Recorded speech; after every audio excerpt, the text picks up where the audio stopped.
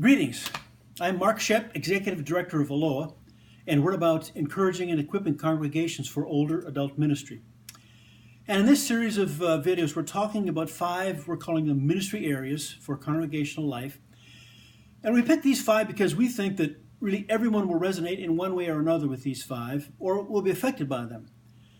And these came from some real life stories in my own life. Perhaps you'll experience these as well. We're talking in this video about interdependence to dependence, and really we want to think about it as more interdependence.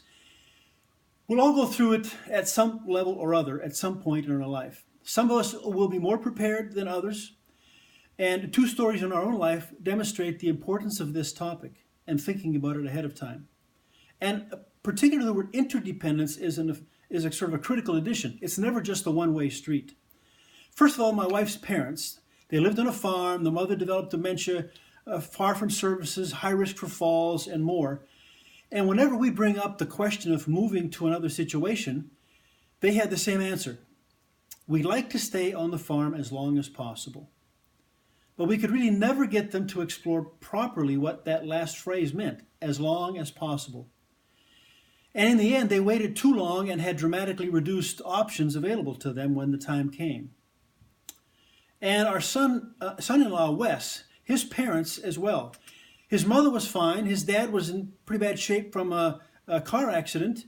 And Wes asked, have you thought about alternatives? And the answer was, we'll know when it's time. Well, then the mother developed dementia, Alzheimer's, and it's too late. Seniors in Transition is one of several resources we have available for this particular topic.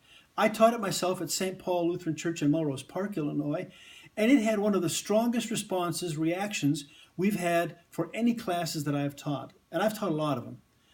People were so thankful for the nudge that came to think about and explore options they knew they wanted to think about. It was proactive instead of reactive. So check out the resources we have available in this area and all the areas. And if you know of strong resources for this topic that aren't listed, hey, we'd love to hear about them. And also, we really encourage you to continue to revisit the mission and the why menu links. That really helps us remember the critical nature of this ministry in the overall life of the church. So blessings to you as you plan ministry with and for older adults in your congregation. And we really would love to hear from you, especially any of your stories around these 5 areas. God bless.